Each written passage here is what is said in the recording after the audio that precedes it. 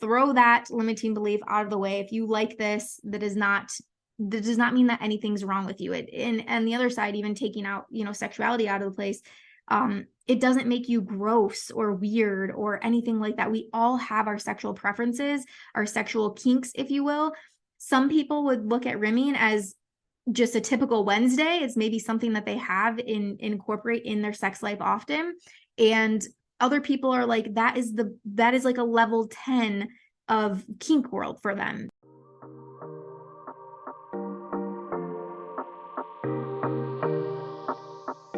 I'm Rachel, and you're listening to the Owning Your Sexual Self podcast.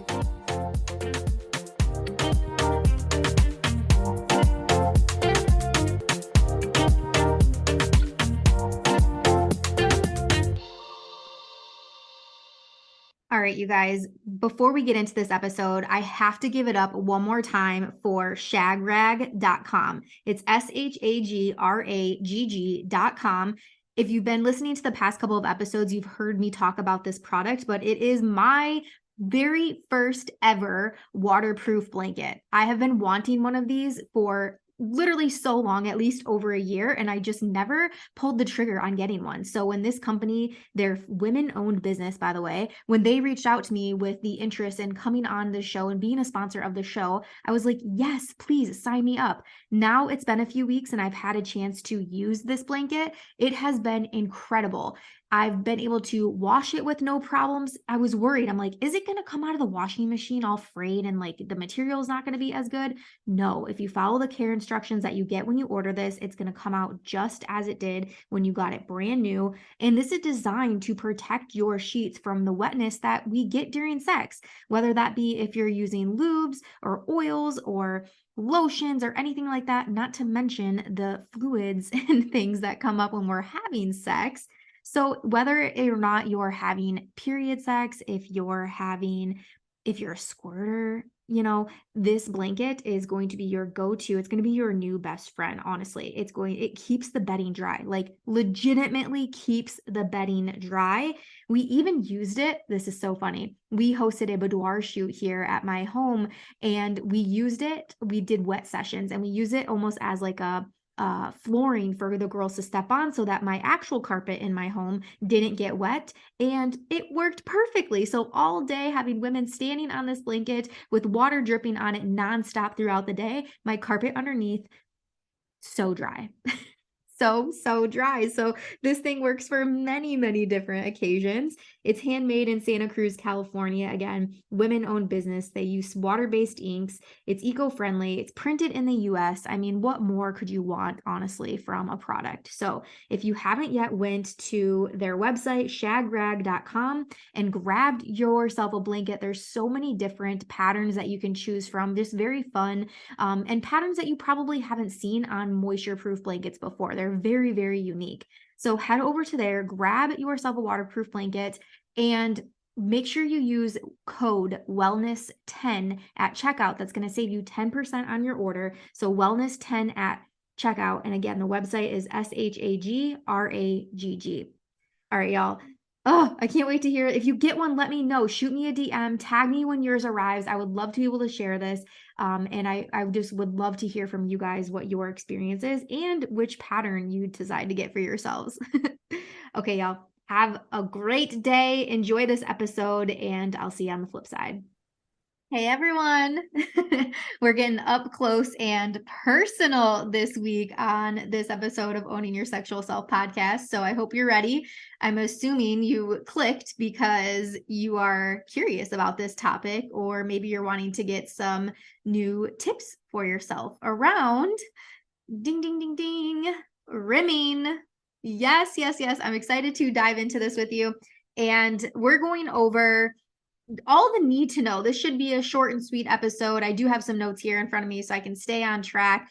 And I get asked about all kinds of sexual acts. And when people go through my want, will, won't list, which by the way is available for free on my website if you want to download that, or you can purchase the How to Get the Sex Life That You Both Crave masterclass for $39 that walks you through step by step the want, will, won't list and how to do that as an exercise with your partner.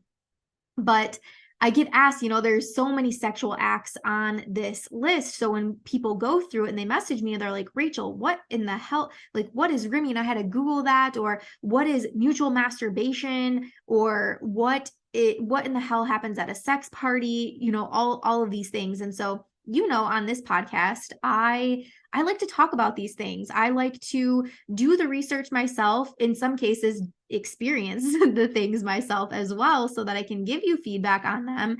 And also, just I realize some of these things are super sensitive for people to ask about. And so the fact that you have the ability to listen and learn about these things via a podcast that you can listen to in the privacy of your car or home or in your headphones if you're on a walk, and you can just shamelessly listen and learn about these things. So rimming. If you are anything like me, I'm like, do I still currently have this thought around rimming, or has my horizon expanded? Still, I would say, if I'm thinking in terms of a want, will, won't list, to give or receive rimming would be a will for me personally. And what that means is that I will do it if it's a want for my partner. If my partner wants to give rimming to me, I will do it. And if my partner wants me to give rimming to them, I will do it. But is it a want for me? Definitely not. But am I willing to do it?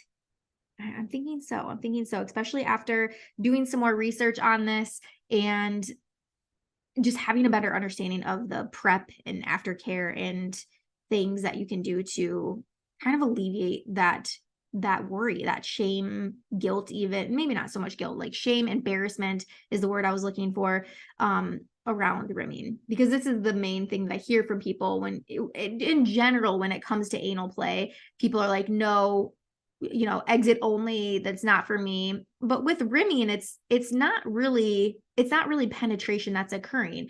A rimming is really oral sex for your ass, essentially. So if you're someone that has ever performed oral sex or received oral sex, the thought of that happening on a vulva, essentially you're doing the same thing, but on the anus instead. But with most people, I think, again, we have that worry of, what if it smells? What if it tastes bad? What if there's poop left over there? Like, what if I didn't clean up or wipe good enough? So there's that anxiousness that I know comes up for a lot of people, because I hear these things when I get to do my presentations for women in the privacy of their homes with my product side of my job. It's, these are the questions that come up, and people are just curious. And so here we are, we're creating this podcast to give people a resource to be able to shamelessly plug in about all your sexual curiosities. So first and foremost, with rimming, consent is always the first and most important thing. When you are engaging in a sexual act with somebody, I wouldn't recommend to just start performing a rim job on this person without them acknowledging it. You could kind of throw off the vibe of the scene, especially if it's something that they're not willing to. If you are really not wanting to avoid negative talk in the bedroom, or rejection of sexual acts in the bedroom, just asking and getting that enthusiastic consent from the person that you're having sex with, I think it is the most important thing. Always. So consent first, always. And two, just so I've heard this a lot before, like people that like rimming, specifically men that like rimming, are they gay? Does that mean that they're gay? And the answer is no. If you are a man that's listening and you enjoy rimming, giving or receiving, that does not make you gay. Just to go back, your sexual preference is based on your attraction. So just because you like to receive anal or give anal, that does not make you gay. That's not how it works. Okay, so throw that limiting belief out of the way. If you like this, that does not mean that anything's wrong with you. And the other side, even taking out, sexuality out of the place, It doesn't make you gross or weird or anything like that. We all have our sexual preferences, our sexual kinks, if you will. Some people would look at rimming as just a typical Wednesday. It's maybe something that they have incorporate in their sex life often.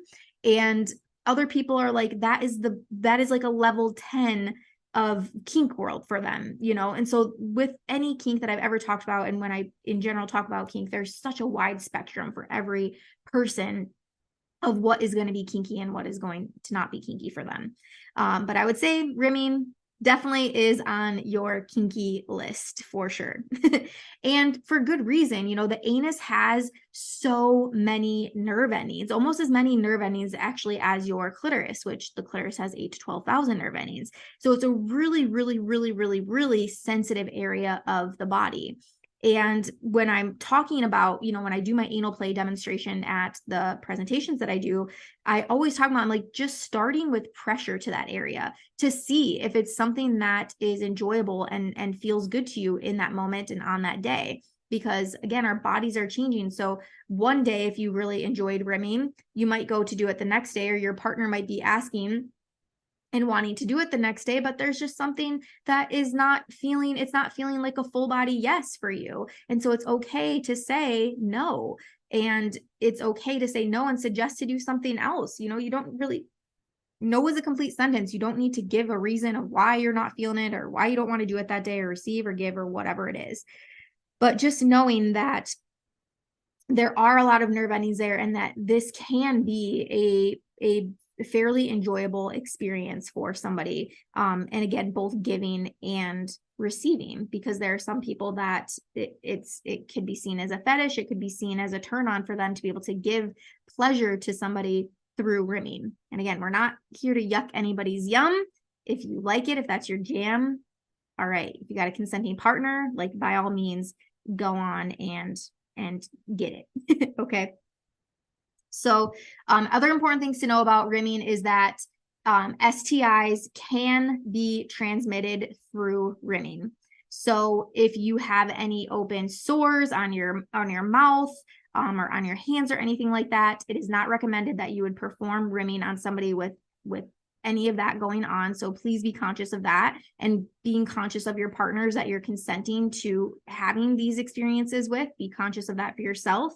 And you can create, and this kind of goes to protect against STIs and also for a little bit more ease of mind, using a dental dam or cutting a condom. I'll kind of show you that here in a second, but using a dental dam, which is essentially like a sheet of latex to go over the area. So if you're putting that up against the receiver's ass, and then you're performing your oral or you're performing your rimming that way, that's like that extra barrier of protection for you. So again, protecting against STIs, and also for someone that maybe is worried about, again, taste, smell, things like that. Again, either giver or receiver, using a dental dam can really help kind of eliminate that factor for you.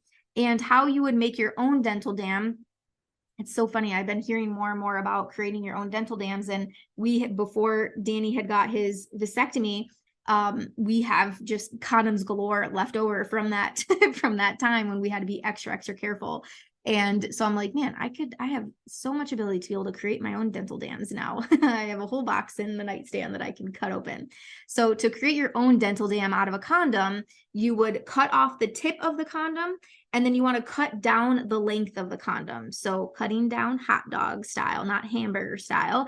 And then when you unroll it, it basically is a dental dam. You have this sheet of latex now. So that's how you would create your own if you have a condom and you don't want to go and purchase dental dams.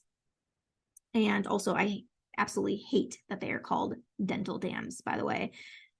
Drives me crazy. I don't understand. I truly don't understand. Like, could we come up with a better name for it than dental dam? Just saying. All right. Let's see. Wanted to make sure that, okay, other important thing to know is that when you are performing rimming or practicing anything with anal sex, you want to make sure that you're not going from anal penetration to vaginal penetration. even with your tongue. So if you are practicing and performing rimming on somebody, and then you wanting to switch and then go and perform oral on their vulva, do not do that. Or give them a blowjob on their penis, do not do that. Or even kissing them afterwards, not recommended. This is just not recommended. There's bacteria that's produced in the anal area that can cause infection and just things that you want to avoid. So being conscious of that, if you are engaging in anal play, rimming, anything that has to do with the anus, please be sure to clean up afterwards, wash with unscented soaps to that area, brush your teeth, brush your lips, even using some mouthwash, and making sure that you're doing those things before going into the next sexual act. So you want to really be conscious around these things. It's not just all unicorns and rainbows and here I am eating ass, tossing salads all day, going, in the middle of sex, and then we're switching it up and doing all these things. That is not what rimming should be. It should be consciousness around this and cleanliness around this, and making sure that you're taking the steps to keep yourself safe and also keep your partner as safe as possible and as pleasured as possible, may I add. So a lot of people also won't necessarily orgasm from rimming. And so keeping that in mind, though I'll mention in here, there are definitely some things that you can incorporate to help your partner get to orgasm while you are performing rimming on them. I'm going to go over some techniques here, but just wanted to make sure that I got all of my need to knows out of the way first. Yes. Okay. So in terms of your prep, so the person that's going to be receiving rimming, and I also recommend to have this conversation beforehand, who's going to be the giver and who's going to be the receiver. I don't necessarily think it's a good idea for both people to be receiving rimming in the same sexual instance. Again, unless you're taking the time to clean and do that aftercare, and then you're switching and going into the next person. But I would say in general, most people don't want to be doing the sexual act, getting up, cleaning, coming back, doing the sexual act, getting up, cleaning, right? You kind of want it to have it all in one span. So I would recommend designating a giver and a receiver. So as the receiver, you want to, the easiest thing is going to be to shower first. Shower first, so that way you in your mind that you did your best and do your best thorough cleaning job. So again, using unscented soap is recommended, but if you already have a pH balanced soap that does have a scent, I think that is totally fine. Just pH balance is going to be the most important key here. But thoroughly washing that area. You don't necessarily need to go inside the anus. I wouldn't recommend that, but thoroughly washing inside the anus, all around your entire butthole, butt area. Do your best to clean that as properly as you can. Some people like to shave or wax beforehand, not anything that you need to do. But again, that would be more preference based. So definitely cleaning up that area, and a shower again is going to be the easiest way to do that. So mentally, as the receiver, I'm nice and clean. You can avoid that scared or worriness or embarrassment around what smell or taste might be like. And then same thing for the giver, they can go in with peace of mind knowing that those worries are likely going to be avoided because you are nice and fresh and so clean. All right. So, yes. So cleaning up, prepping your area. We talked about orgasm. All right, let's go into techniques.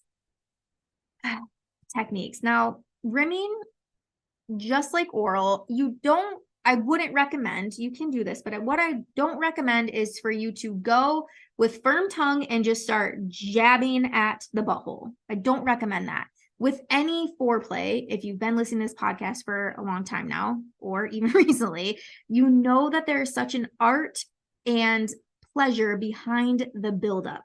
Okay, so same thing with rimming. Really taking your time, being intentional, getting into that space. So it's recommended that your partner, the receiver, is on all fours. So if they're on all fours, maybe you start by stroking their back. You're scratching their back. You're rubbing around their buttocks. You're giving them a nice butt massage, lower back massage. Like you are filling them with your intention and your love, and they are feeling your presence. This is also a way to help them become and feel safe in their body and safe enough to receive, especially if they are feeling a little bit on edge. Maybe it's the first time. or whatever it is, you want your receiver to feel as comfortable as possible. And again, either if it's a man, woman, no matter what the gender is, going through this buildup and this state of getting into your presence is step one. After the cleaning, when you're getting into the intimate part, like step one is creating that space and for safety. And then again, slowly building. So maybe you start with your hands, as I mentioned for anal play. Maybe you start with your hands and maybe you're just using a thumb and putting pressure up against the anus. And maybe you start to massage around that, and checking in with your partner, asking about pressure, asking about technique and things like that, checking in, making sure that they are still a yes throughout the process. Now, you don't need to consistently be like, how is that? How is that? How is that? Is that good? Is that good? That can get a little bit annoying for the receiver. We do want you to have some confidence when going in and doing something like this. So starting slow and building up to starting slow with like looser pressure, I would say. So 2 tongue techniques that you can have is a flat tongue, like just like a flat tongue, like you're sticking your tongue out at somebody, for like not somebody, because you would do a little bit, maybe like you're sticking your tongue out for the dentist to like look down your throat, or the doctor to look down your throat. So flat tongue or a firm tongue, like you are literally sticking your tongue out at somebody. So the difference. So flat tongue or firm tongue. And again, starting with, you can do flat tongue with soft pressure or firm pressure, and then firm tongue with soft pressure or firm pressure. So really kind of switching up your techniques and not just going, again, straight for the anus. Up to 2 inches around the anal opening it's just filled with nerve endings. That can be so pleasurable. And so again, especially if it's somebody's first time, building up and amping up and getting them to a place where they're going to be feeling pleasure. As they're feeling pleasure, they're going to begin to feel more safe in their body and safer to receive more and more. So technique, starting slow, building up all the way around 2 inches, around the anus, and keeping that in mind too when you're cleaning. I think I mentioned that already. And if you want to do penetration to the anus with your tongue, that is okay too. Or some people maybe like to do finger penetration during this. That is okay too. Just again, making sure that consent has been received from your partner. So working around the anus, like getting that buildup, slow and gentle.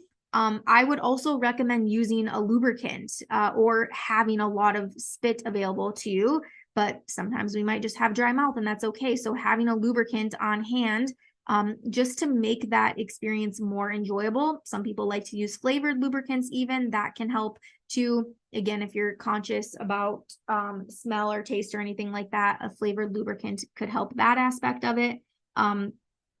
But using, your anus does not produce moisture. So especially if you do plan to go internal with some penetration, either with finger or tongue, lubricant is definitely recommended for that. And again, in terms of techniques, I talked about a few different tongue techniques, but kisses, little soft kisses around the anus, on the anus, that can be really enjoyable. Blowing, so either like you're blowing out a candle, a cool breath, or blowing a warm breath, like you're eyeing somebody. That can be really enticing and enjoyable for somebody that's receiving a rim job. And licking, licks with those tongue pressures across the anus. Again, not just like jabbing and going back and forth. So across, kind of like making an X, or maybe you're making like a figure 8 motion over their anus. That can be really enjoyable. Now, I would say more of an advanced technique. So inside the anus, you have 2 sphincter muscles. And so muscles, as you know, like when you're stretching your body, you're getting ready for a workout, muscles like to be stretched. So it's the same thing with your anal muscles, your anus muscles, which is called your sphincter muscles. So if your partner is on all fours, you might have to, spread the butt cheeks a little bit, but if you're grabbing more closer to their butt cheeks and you're spreading the anus a little bit, again, getting consent, super important. This is more of an advanced rim job technique. So spreading their butt cheeks a little bit, exposing those muscles, but stretching those muscles a bit, that can also feel really, really pleasurable for them. And then doing the same techniques, either with fingers, blowing, kissing, licking, while you have the cheeks and the anus more spread, exposing even more of those nerve endings. And again, using your finger, using your tongue, kind of switching up your technique back and forth. I think that this is great, and checking in with your partner again throughout to make sure that it's still something that they're enjoyable. It's still something that they're a yes to, even asking for feedback about how you can make it more pleasurable, or which things that you've tried so far did they really enjoy. And as I said in the beginning, a lot of people aren't going to orgasm just from a rim job. But if your partner is either partner, if your partner is pleasuring themselves, either rubbing up against their clitoris, maybe they're fingering themselves, maybe if it's a male that's receiving this, they're jacking themselves off during receiving a rim job. Or if you're doing a reach around, so you're giving the rim job and reaching around and doing these things, or using sex toys. Sex toys would be the most easiest way to go around that, because they have the vibration. You can physically do less, but actually give more because of the vibration and because of the what toys can do for our bodies. So definitely would recommend having a toy nearby, easy to start to incorporate, and have it within reach of your receiver. So if they are receiving the rim job and it is at a point where they want to then provide themselves pleasure with some sort of toy or gadget, that they have easy access to be able to reach that and just add more pleasure to their experience. So that's what we all want, right? We all want our partners to be receiving pleasure and feeling pleasure. So that is a wrap, y'all. So, and then of course the cleanup, the aftercare of rimming, equally as important as the buildup and prepping for the experience. So making sure again that you're cleaning up afterwards if you feel that you want to do that, wiping the area, cleaning your butt again, especially if you have lubes and things like that going on back there, and brushing your teeth, brushing your lips, using mouthwash, and waiting until you do those aftercare steps to then kiss, or anything to do with your mouth, putting your mouth anywhere else should not happen until you do those cleanup things after experiencing experimenting with anal play via the mouth. All right. So I hope this was enjoyable for you. I told you I'll keep it quick and sweet. Oh my God, short and sweet, quick and to the point is what I wanted to say there. Of course, message me anytime if you have questions. If you have other suggestions of things that you would like for me to talk about on this podcast, please send them my way, things that you're curious about. I may already have a podcast on it. I'm happy to send that to you so you don't have to go through and find it yourself. Or it generally just might be something that I haven't talked about on the podcast. So in the second half of the year here, I do have some openings for topics and things like that. So I'd love to hear from listeners what it is that you're curious to learn more about, or what is that you want to hear about.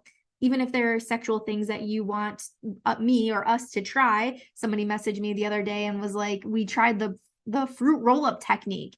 She put a fruit roll-up over her husband's penis and then gave him a blowjob, with the fruit roll-up wrapped around it.